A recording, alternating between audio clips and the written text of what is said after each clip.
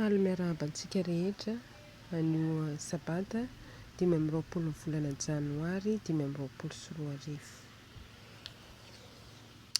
Ry havana, mba hatsapantsika ve ny asaribidin'ny asan'Andriamanitra eo amin'ny fiainantsika?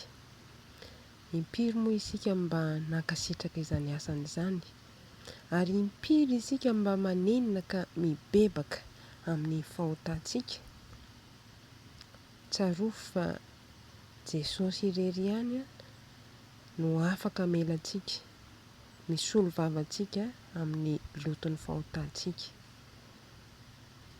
Ka miverena aminy fa izy irery no lalana makany amin'ray.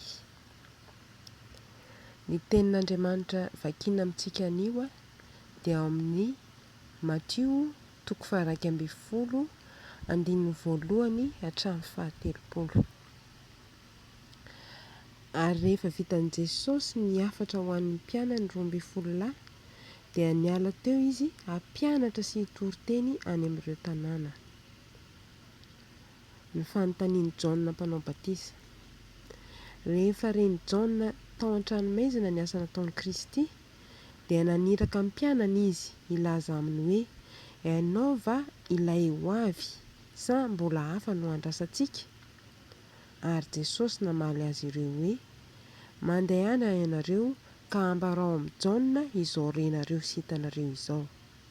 Mahiratra ny jamba, afaka mandeha tsara ny mandringa, diovina ny boka, malady ny marenina, atsangana ny maty, ary hitoriana ny filazantsara ny mahantra. Ary sambatra izay tsy ho tafotoana noho ny amiko. Noho ny lasa ireny, vao nilaza ny amin'ny Jaona tamin'ny vahoaka Jesosy, ka niteny hoe izaho inona no nandehananareo nankany an-tany efitra? Volotara nozogozon'ny rivotra va? Sa izaho inona no nandehananareo? Olona mirentirenty fitafy va? Indro no mirentirenty fitafy dia any an-tranon'ny mpanjaka. Sa izaho inona no nandehananareo? Mpaminany va? Eno iaho aminareo. Sady mihoatra lavitra noho ny mpaminany izy. Izy no ilay voasoratra hoe indro aho naniraka ny hirako mialohanao, izay amboatra ny lalanao eo alohanao. Lazaiko aminareo marina tokoa, amin'izay nateraka ny vehivavy dia tsy mbola nisy nitsangana izay lehibe noho i Jaona mpanao batisa. Nefa ny kely indrindra amin'ny fanjakan'ny lanitra dia lehibe noho izy. Ary hatramin'ny andron'ny Jaona mpanao batisa ka manjaka ankehitriny ny fanjakan'ny lanitra dia arombahana, ary ny mpandrombaka dia mankahazy ankeriny. Fa ny mpaminany rehetra sy ny lalàna dia naminany hatramin'ny Jaona. Ary raha mety mandray ianareo dia izy no ilay Elia izay ho avy, izay manantsofina hoenty miaino aoka izy hiaino. Fa tahaka ny inona no hanoharako ity taranaka ity? Tahaka ny ankizy madinika mipetraka eny an-tsena izy, izay miantso ny namany ka miteny hoe efa nitsoka sodina taminareo izahay nefa tsy nandia ianareo. Efa nihirahira fisaonana izahay nefa tsy nitehitratra ianareo. Fa tonga i Jaona, tsy nihinana na nisotro ka hoy ny olona manana demonia izy.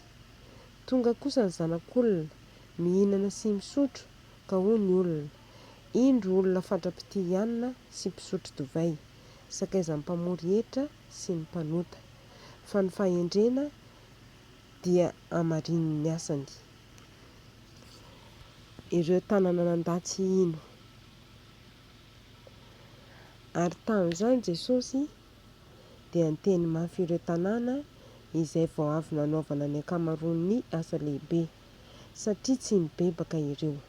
Ka hoy izy, lozanao ry Korazina, lozanao ry Betsaida, fa raha mba tany Tiro sy Sidona no natao ny asa lehibe izay natao teo aminareo, dia efa mibebaka ela tamin'ny akanjo fisaonana sy ny lavenina ireny. Fa lazaiko aminareo fa moramora kokoa ho an'ny Tiro sy Sidona amin'ny andro fitsarana noho aminareo.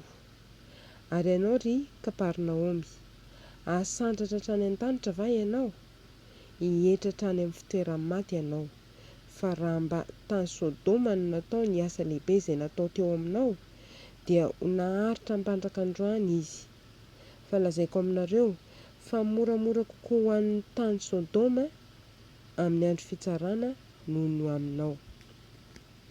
Ny ray ambarany zanaka. Tamin'izany andro izany koa, Jesosy niteny hoe: mideranao aho ray eo, tompon'ny lanitra sy ny tany, fa nafeninao tamin'ny endry sy ny manan-tsaina izany zavatra izany, nefa nasehonao tamin'ny zaza madinika. Eny ray eo, satria izany ny sitraponao. Ny zavatra rehetra dia natolotry ny raiko ahy, ary tsy misy mahalala tsara ny zanaka afa-tsy ny ray, ary tsy misy mahalala tsara ny ray afa-tsy ny zanaka, sy izay tiany zanaka anehoana azy. Mankanesa ty amiko ianareo rehetra izay miasa fatratra sy mavesatra entana, fa izao ny hanome anareo fitsaharana. Entony ziokako ka mianara amiko, fa malemy fanahy sady tsy miavonam-po aho, dia hita fitsaharana ho amin'ny fanahinareo ianareo. Fa mora ny ziokako ary maivana ny entako.